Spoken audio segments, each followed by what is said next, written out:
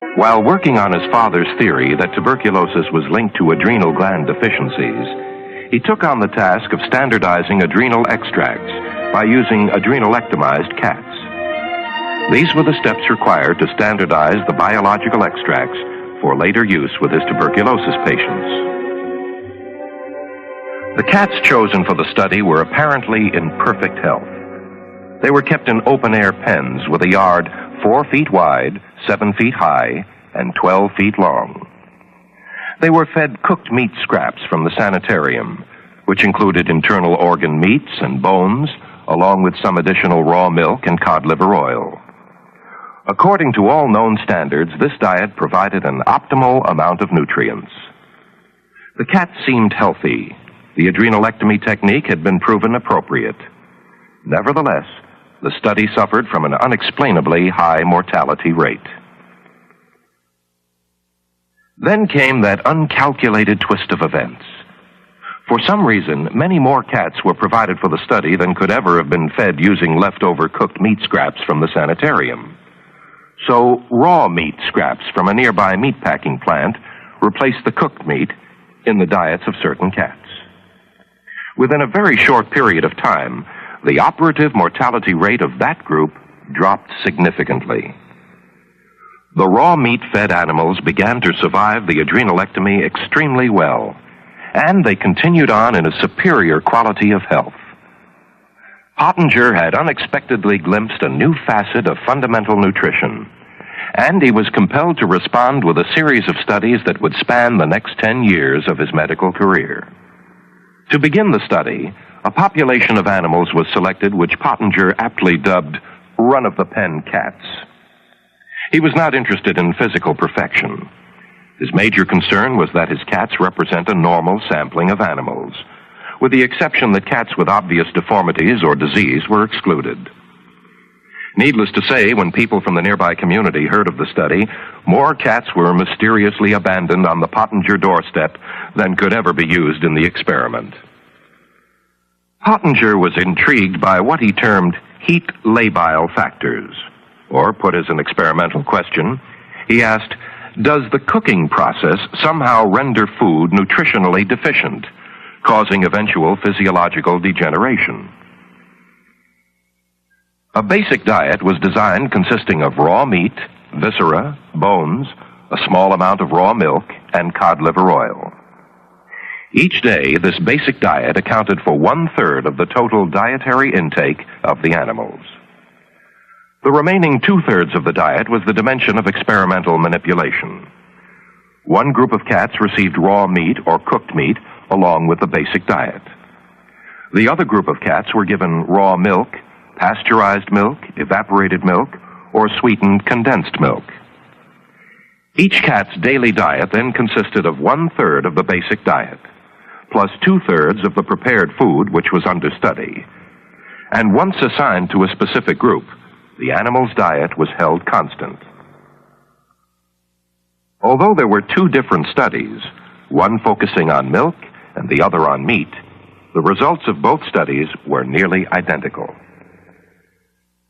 Over the next 10-year period, Pottenger observed and recorded numerous physiological changes in the experimental animals and their offspring. First, you will observe the raw milk animals. They move about the pen with a great deal of agility and coordination.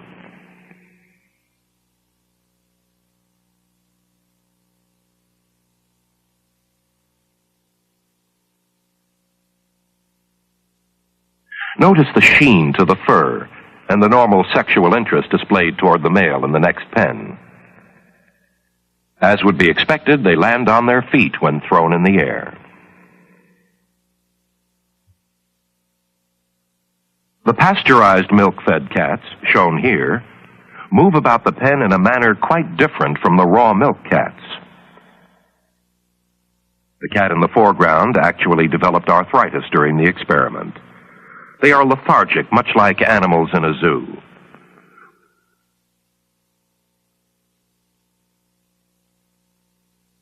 When thrown a short distance, these animals show a slightly impaired sense of coordination. Dental deterioration was also common. Note the abscesses above the molars, the reddish cast to the gums, and the soft gingiva.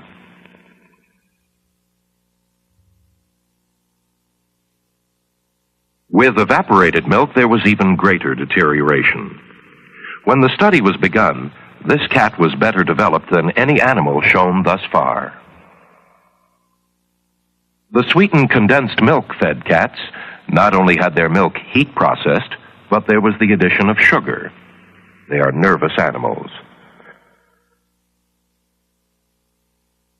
Again, there is marked deterioration in coordination and dental abnormalities. Notice particularly the abscesses and the purple tone to the membrane of the mouth.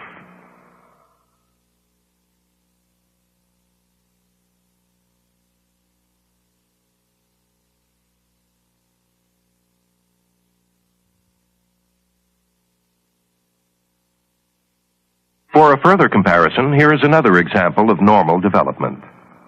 Notice the firm gingiva, the normal coloring tones, the beautiful broad mouth, the full jaw with obvious power. This animal happens to be a male, but the comparison is nonetheless valid. Here is another illustrative comparison. The raw milk female gets in 20 or 30 licks for every one of the pasteurized milk female, then leaps away in disgust. These were all first-generation animals, born of theoretically healthy parents, and who themselves were healthy at the beginning of the study. Disturbing as these observations might be, the impaired balance, the lack of energy, the dental deterioration, some of the most significant findings emerged as Pottenger extended his study down to the second and third generations. Almost immediately, Pottenger noticed that animals fed the raw meat diet for 2 generations appeared larger than the same generation of cooked meat cats. At 16 weeks, this second-generation raw meat cat weighs 2,000 grams, while the second-generation cooked meat animal only comes up to 1,600 grams. Compare the black kitten with this raw meat kitten. The sheen, the sparkle of the eyes, the well-developed face. Nutritional studies often look at skeletal development as a rather vital index of dietary sufficiency. This is a raw meat animal with the full, round face. A later examination of the skull showed a firmly developed zygomatic arch.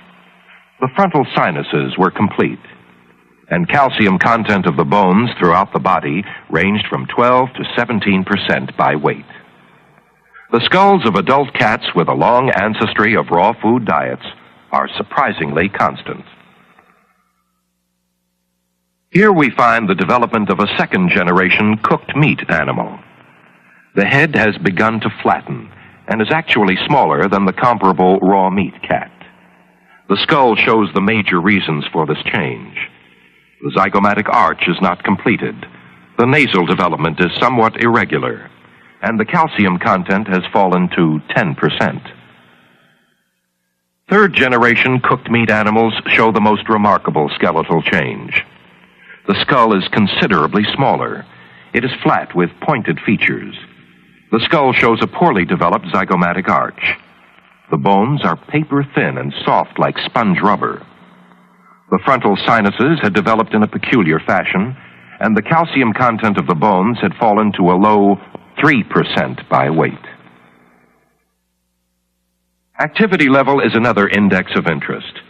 In this pen, there is an obvious difference in activity level between the raw meat animals and the cooked meat animals.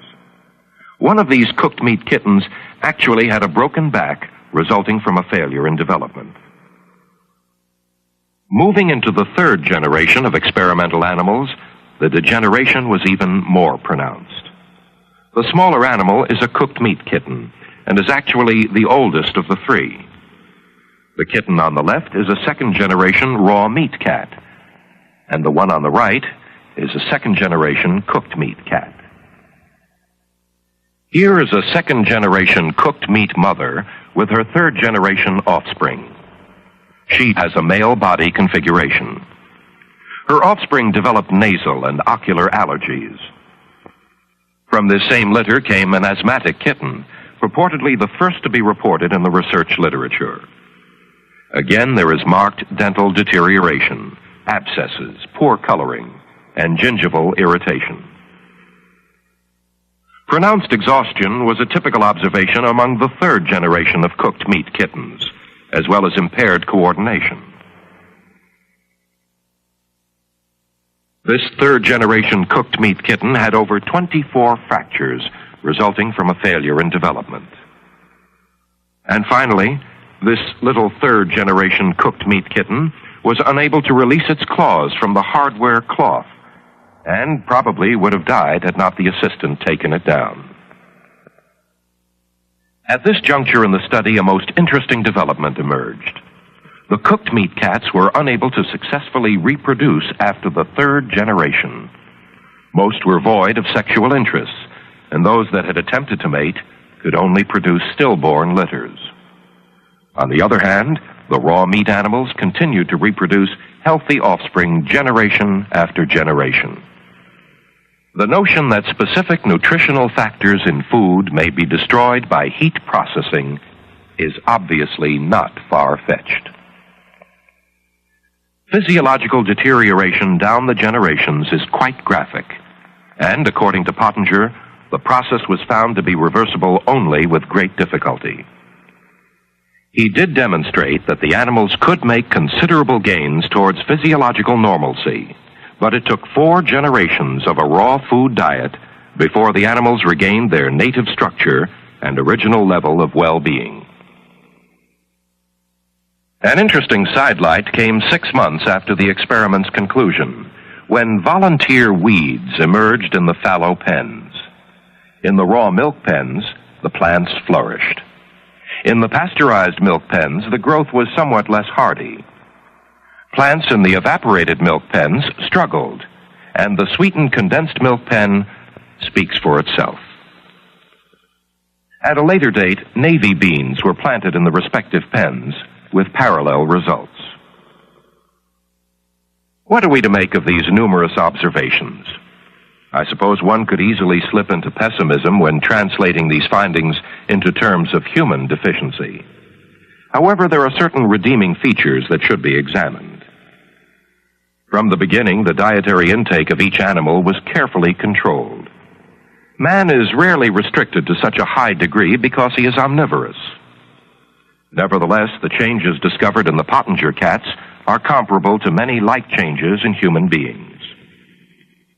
The historical work of Dr. Weston A. Price corroborates the Pottenger study by charting the graphic degeneration of primitive tribesmen as they moved from their traditions and dietary customs to the civilized world.